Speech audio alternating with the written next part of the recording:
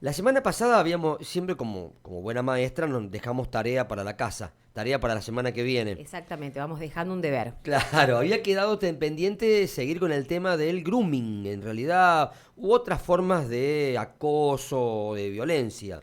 Exactamente. Bueno, la idea era un poco continuar un poco y conocer las diferentes formas que se dan hoy de acoso. Habíamos estado hablando del bullying.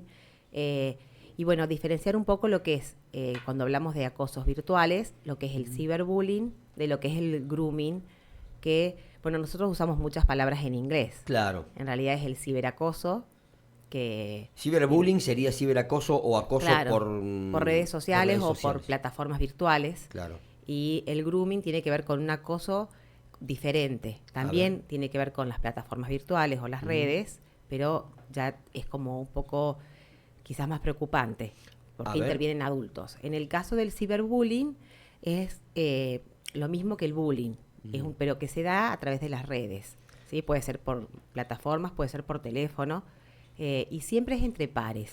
Ah, No ah. necesariamente en el caso del ciberbullying es como directamente relacionado con la escuela, como por ahí pasa con el bullying. A veces se dan las dos cosas juntas, el bullying en la escuela y continúa con el ciberbullying, que hoy los niños o los adolescentes lo que más usan son las redes sociales o Están muy conectados. exactamente, o los juegos. Ujú. Entonces ese acoso sostenido entre pares. Bien. Ahí hablamos del ciberbullying que tiene las mismas connotaciones o gravedad que el bullying, ¿no? La otra vez decías, cuando hablabas de bullying, que una de las características del bullying era que el que, no sé si la palabra existe, bulinea o el que acosa, lo Sí, hace el también para acosador. que lo vean, el acosador, para que lo vean, para estar enviando un mensaje a los demás. En el ciberbullying, al ser a través de redes, ¿también pasa lo mismo? Sí, ¿Se da eso? hay como dos maneras. Ah, Por un lado, sí, continúa lo que se da de manera presencial o cara a cara, ujú. continúa por redes sociales, uno sabe quién es. Muchas veces hay personas que no se animan a hacerlo cara a cara, entonces lo hacen a través de las plataformas virtuales o de las redes, de las nuevas tecnologías, digamos. Oculto detrás de otra Claro, o crea un identidad. perfil falso Ah, con la intención de ujú. acosar puede ser un compañero, una compañera, alguien que conoce de la escuela o del club, pero siempre es más o menos dentro de pares. Claro. Entonces, depende muchas veces también la personalidad del acosador, vamos a decirle así, ¿no? Si se anima o no se anima. Lo que pasa es que las redes permiten el anonimato, de cierta manera.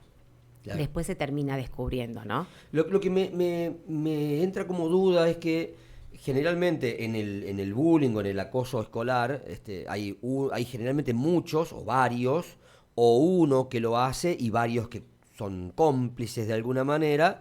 No sé, imagino la escena como lo comentábamos nosotros, en el patio del colegio, a la salida de la escuela. En el ciberbullying, ¿cómo se da eso? Digo, porque el que acosa, si es uno o en los grupos, ¿cómo se puede encontrar eso? ¿Cómo puede detectarlo el adulto responsable, el papá o quien tenga a cargo ese chico? Claro, es diferente en este caso porque, bueno, permite el anonimato, ¿no? Claro. Lo que tiene es que siempre los chicos suelen tener amistades. Mm.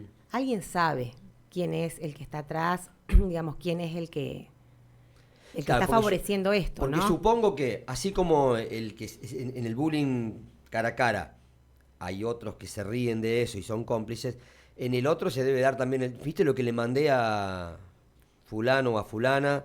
¿Viste lo que le estoy haciendo al otro? Me parece que debe haber un componente, debe haber cómplices también. Claro, siempre hay alguien que ve, que sabe, que sospecha quién puede ser y se genera esto mismo que decíamos en lo presencial, los espectadores, los que por ahí permiten Claro. o que por ahí se da esto de las fotos, entonces Mm, le pasan alguna foto como para que suban, una foto mejor para escracharlo, por decirlo así, o también en esto de que se da de no dejarlo pertenecer. No se claro. arman un grupo de WhatsApp o juegan a un juego virtual y no lo dejan ingresar. Ujú. Y si eso se da de manera sostenida, digamos, con la intención de dejarlo afuera, O el grupo paralelo sin ese chico, claro, exactamente.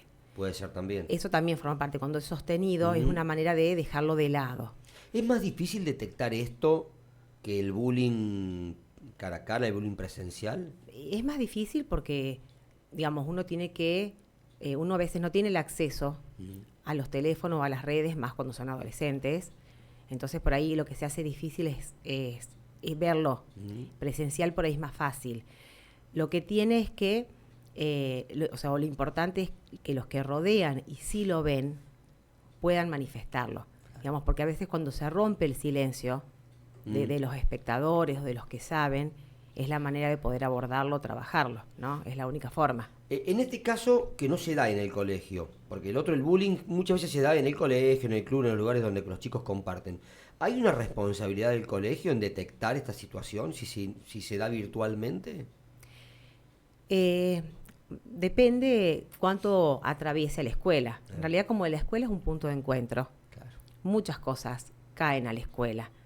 Emergen ahí. Claro, o atraviesan la escuela. Entonces, a veces se escucha o alguien puede comentar, me parece que pasa tal cosa, o que en las redes publicaron tal cosa, o aparecen estos emergentes que en la escuela se ven. No sé si decirle que es responsabilidad. Por ahí tiene que ver con que cuando aparece se trabaja siempre, ¿no? Claro. Se aborda de alguna Si el tema manera. sale en el colegio toma cartas en el asunto. Claro, porque a su vez impacta también en la dinámica del aula o en la dinámica de la escuela, porque si alguien está recibiendo ciberbullying, en el fondo también está pasando con la escuela o está pasando algo con los pares, ¿no? Claro. Entonces, que tiene que ver con eso. El otro tema es que también otra palabra en inglés, el grooming. El grooming. ¿Qué es? Que es, bueno, para diferenciarlo de lo que veníamos hablando recién, el grooming es un acoso también, pero acá interviene un adulto hacia los menores. Es más grave. Es más grave. El grooming figura dentro del Código Penal, o sea que tiene una penalización en la ley, porque es un adulto y siempre tiene una finalidad, o digamos, más con un acoso hacia la integridad sexual del menor.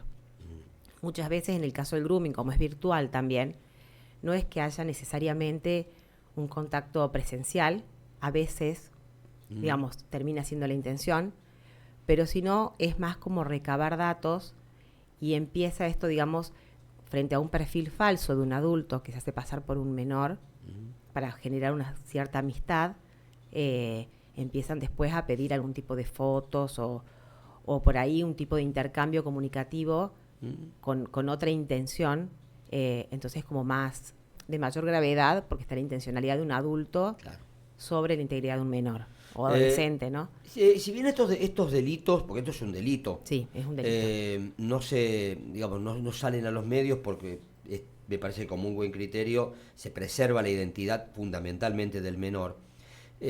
Uno no tiene conciencia de cuánto hay de esto. ¿Hay mucho? ¿Se puede detectar mucho de esto? Hay mucho.